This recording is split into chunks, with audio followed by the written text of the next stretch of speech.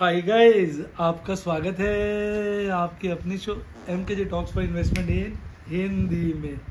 कैसे हैं आप? आज थोड़ा स्टाइल में हो गया। चलो एनीवे भाई देखो, बच्चे ना मेरे से एक चीज़ पूछ रहे थे। मैं एक वीडियो बनाई थी अभी, तो उस पर कई सारे मैं कमेंट पढ़ रहा था और ढेरों कमेंट इस बात को लेके थे, सर MKJ FFD यानी MKJ फिक्स डबल बाबू, फिक्स डबल, ये शेयरों में लगाएं, बड़ा अच्छा लगता है। अब मैं आने का भाई इस पर एक वीडियो बनाया, क्योंकि देखो आपको तो पता है मैं कोई टिप तो देता ही नहीं, मेरा तो एजुकेशनल प्लेटफॉर्म है, एजुकेशन की बातें करता हूँ, तो मुझे लगा ये नीड है इस वक्त इस एजुकेशन की। देखो पहले फिक्स डबल क्या होता है। फिक्स डबल में हम क्या करते हैं, इसके पीछे थीम क्या है कि अगर बाजार गिरे तो आप पैसा लगाओ, फिर गिरे फिर पैसा लगाओ। मैं 2 बार, जैसे आपने सोचा भी मैं 1000 रुपये लगाऊंगा, बाजार गिरा आपने 1000 रुपये लगाए, बाजार गिरा 1000 रुपये लगाए, फिर गिरा तो 2000 लगाने, फिक्स्ड डबल कर दिए 2000, फिर गिरा तो 2000 लगाने, यानी 2 बार फिक्स रखना। अब फिर गिरा तो 2 का डबल 4000, फिर गिरा तो 4000, फिर गिरा तो 8000, मतलब 1000 1000 2000 2000 4000 4000 8000 8000 16000 16000 32000 32000, ऐसे वो 2 बार फिक्स करके डबल कर रहा है। थीम ये है। अब इसमें लॉजिक क्या होता है, तो ये थीम कामयाब कहाँ है? ये थीम वहाँ कामयाब है ना कि जहाँ पर ये ना हो कि आप शेयर में लगाते हो तो वहाँ खतरा, वैसे वो गिरता ही चला गया शेयर। अब किसी शेयर का नाम लें, अच्छा नहीं लगता है, सकता है तोहीन होगी शेयर की, तो शेयर का नाम नहीं लेंगे। कई सारे शेयर देखो लगातार गिरते जा रहे हैं। अब उसमें अगर कोई MKJ फिक्स डबल लगा देगा, वो तो पागल हो जाएगा, तो उसके बाद इकट्ठे हो जाएगा, फिर कब शेयर चढ़ेगा नहीं चढ़ेगा वो तो घबरा जाएगा। तो फिक्स डबल ना कभी भी ऐसी जगह नहीं लगाना चाहिए मेरे हिसाब से। बाकी तो आपकी अपनी इच्छा भैया, जहाँ मर्जी लगाओ, मैं हाथ थोड़ी पकड़ा हुआ है, पर मेरे हिसाब से मुझे लगता है MKJ फिक्स डबल जो मैंने सोचा है वो लगता है कि भाई ऐसी जगह लगाओ जिसमें गिराव उतार चढ़ाव आता रहता हो, बढ़त आती रहती है, गिरता रहता हो, बढ़त। तो ये मुझे पसंद है। जैसे आपका ETF में लगाओ, निफ्टी 50 का ETF, क्योंकि कुछ भी हो जाए निफ्टी 50 का ETF गिरता है तो चढ़ता भी।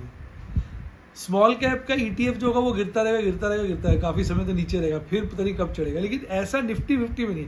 निफ्टी 50 तो पूरी मार्केट को गवर्न करता है ना, गिरता भी है चढ़ता भी।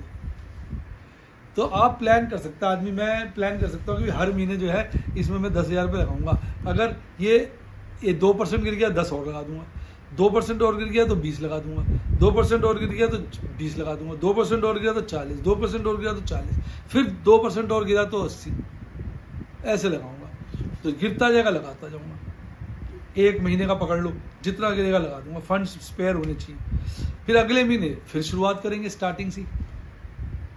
अगर बाजार भाग जाता है तो एक बार जब गिरना शुरू हो जाए, बाजार भाग जाए, तो थोड़े दिन रुक जाओ, फिर शुरू कर दो जब गिरना शुरू हो जाए। तो ये थोड़ा सा, अब कई इसमें इसके कई मॉडिफिकेशन है। एक तो इसको लगाओ ही तब जब गिरे, अब फिक्स कर लो। जैसे आदमी फिक्स कर ले कि भी इंडेक्स जो है 19,000 है तो मैं लगा दूंगा इसमें। 19,000 के बाद जब ये 500 पॉइंट गिरेगा, ये अब वो आपको तय करना पड़ेगा 200 पॉइंट 500 पॉइंट, मतलब 200 करते हो, 18,800 आएगा तो फिर मैं और लगाऊंगा, 18,600 आएगा तो डबल कर दूंगा, 18,600 में वही अमाउंट लगाऊंगा, फिर 18,400 पे वही लगाऊंगा, फिर 18,200 आएगा तो डबल कर दूंगा। मतलब आप शुरू हो गए 19,000 पे, एग्जाम्पल के लिए 19 पे लगाया, फिर 18,800 पे लगाया, फिर 18,600 पे, 18,400 पे, 18,200 पे, 18,000 पे। हर 200 पॉइंट फॉल पे आप उसको लगाते जाओ और हर फॉल पे 2 बार फिक्स करके डबल कर दो। फिर अगर वो गिरता नहीं है, बढ़ना शुरू हो जाता है तो स्टॉप कर दो, या मान लो थोड़ा बढ़ जाता है तो फिर आप इनिशियल अमाउंट से स्टार्ट हो जाओ।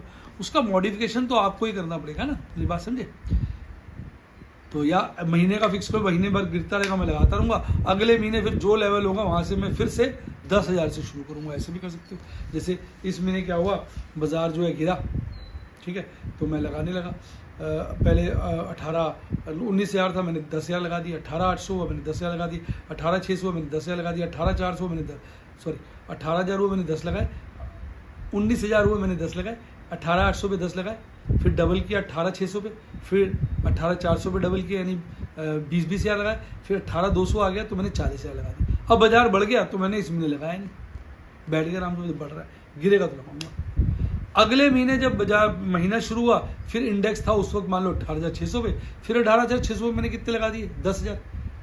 वो बढ़ गया तो मैं बैठा हूँ, गिर गया 18,400 आ गया तो 10, 18,200 आ गया तो 20, 18,000 आ गया तो 20, फिर 18,000 नीचे गया तो 40। इस तरीके से आप मंथली बेसिस पे प्लान कर सकते हैं।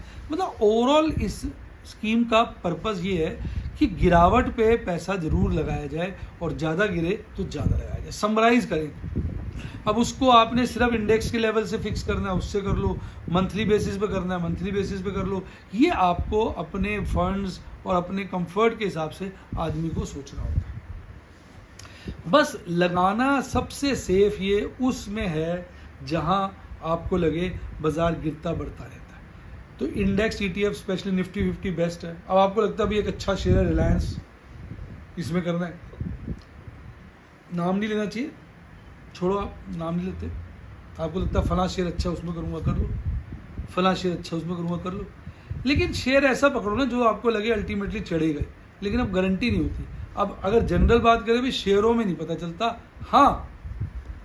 हाँ इंडेक्स में इसका सक्सेस रेट काफ़ी हाई हो जाता है।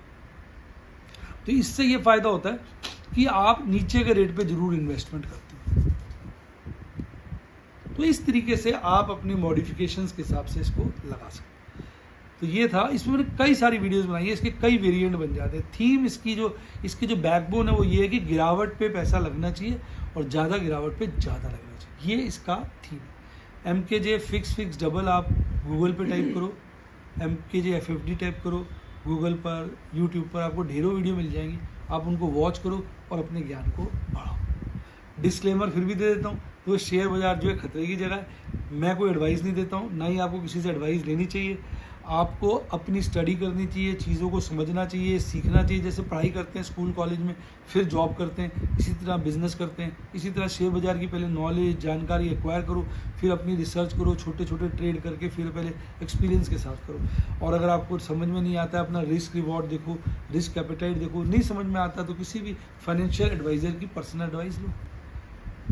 तो ये मेरा डिस्क्लेमर है, शेयर बाज़ार खतरे की जगह है, इसमें नुकसान हो सकता है, तो उतना ही इसमें पैसा इन्वेस्ट करें जो आपका लॉन्ग टर्म के लिए अवेलेबल है, जो अगर कुछ समय फंस जाए तो आपको परेशानी ना दे। अपना इंपॉर्टेंट पैसा, पढ़ाई का पैसा, बीमारी का पैसा सब इन्वेस्ट नहीं करना चाहिए। भाई मैं डिस्क्लेमर इसलिए देता हूँ ताकि आपको समझ में आए कि भाई सर का जो है बेसिकली मोटिव बड़ा क्लियर है, एजुकेशन करना है, एजुकेशन फैलाना। कहते हैं ना, एक एजुकेशन ही ऐसा धन है जिसको जितना फैलाओ उतना बढ़ता है, नॉलेज जितना फैलाओ उतनी बढ़ती है। तो मैंने आपके साथ क्वेरीज पढ़ता हूँ मैं सारी आपकी, कोई भी आपकी क्वेरी है कमेंट में लिखो, मैं पढ़ता हूँ, उसमें मुझे लगता है इस चीज़ के ऊपर एक एजुकेशनल कंटेंट या वीडियो बन सकती है, तो मैं उस पर वीडियो आपके लिए ले आता हूँ। कैसा लगा सारा का सारा मेरा आज का वीडियो कमेंट में ज़रूर लिखिएगा, अपनी भावनाएं, अपनी फीलिंग। अब हम बात करेंगे